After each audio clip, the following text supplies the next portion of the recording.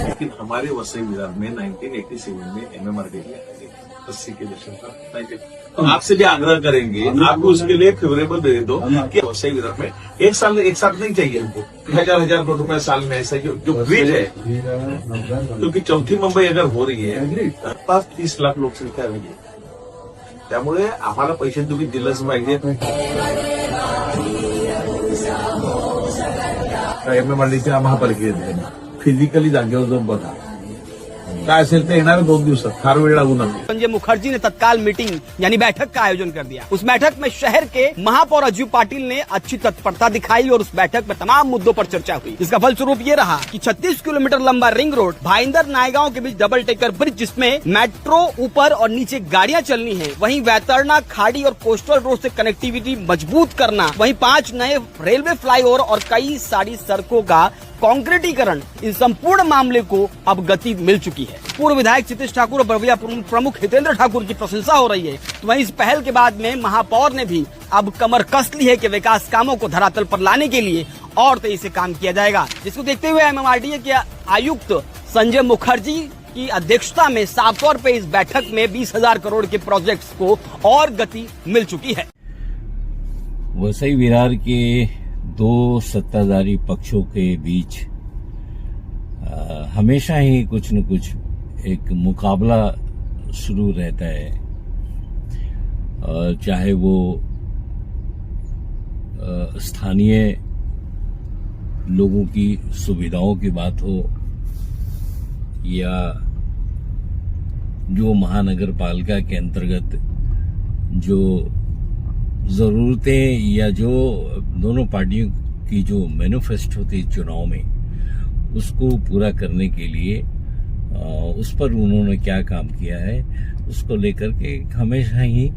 मुकाबले की स्थिति रहती है. अभी 2-3 दिनों से MMRDA के द्वारा जो विकास काम में जो फंड का इस्तेमाल होना चाहिए, उसके लिए दोनों पक्षों में बहुजन विकास आघाड़ी और भारतीय जनता पार्टी में कंपटीशन है, मुकाबला जारी है.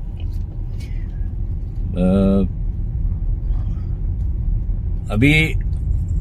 कल ही परसों हमारे भारतीय जनता पार्टी के नालासोपारा के विधायक श्रीमान राजन नाइक जी ने MMRDA में जाकर के उन्होंने मांग रखी कि हमारे वसई विरार के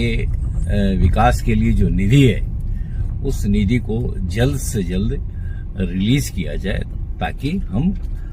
शहर का विकास कर सके, महानगर पालिका के अंतर्गत आने वाले क्षेत्रों का विकास कर सके MMRDA के निधि से. सबसे खूबसूरत बात यह थी कि वो जो मीटिंग हुई उसमें सिर्फ भारतीय जनता पार्टी के आमदार और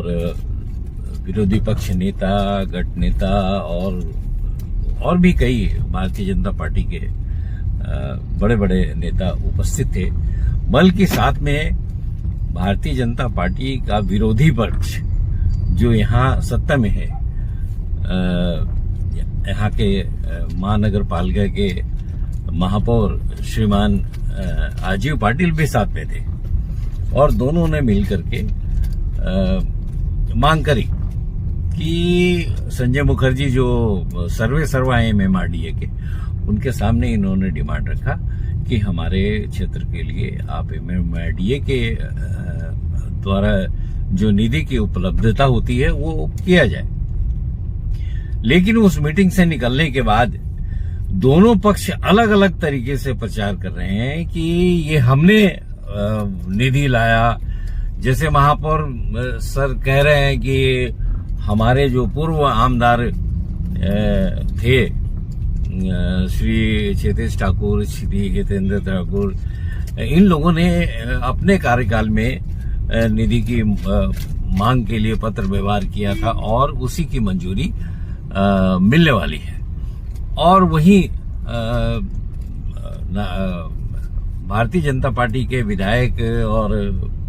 जो नेता हैं वो कह रहे हैं कि ये जो निधि उपलब्ध होगी एमएमआरडीए की, वो उसको हमने कराया, पक्ष ने कराया। तो ठीक है, करवाए जो भी निधि की व्यवस्था, चाहे जो करवाए अपने शहर के लिए कराए, और दोनों का कर्तव्य है, आमदार का भी कर्तव्य है और महापौर का भी कर्तव्य है कि वो शहर के विकास के लिए कि जो कुछ हो सकता है वो कराएं। बीच में इन्हीं बातों के संदर्भ में एक बात और सामने आई कि एक यहाँ स्थानीय सत्ता पक्ष बहुजन विकास अघाड़ी के कुछ नेता ने कहा कि भारतीय जनता पार्टी के आमदार श्री राजन नाइक वर्षों तक एमएमआरडीए के पैनल में थे, और लेकिन तब तो उन्होंने कुछ नहीं किया। कई साल हो गए, 10-15 साल हो गए शायद, ऐसा कहना है लोगों का, कि तब आमदार ने कुछ नहीं किया। एमएमआरडीए के परामर्शदाता पैनल में उन्होंने चुनाव जीत करके स्थान बनाई थी और उनके पास अधिकार था, तब तो उन्होंने कुछ नहीं किया, और अब कह रहे हैं कि वो सब हम कर रहे हैं। तो एक बड़ा कंफ्यूजन वाला ये वाली स्थिति हो गई है, जिसके लिए लोगों में खास करके चर्चा है। धन्यवाद।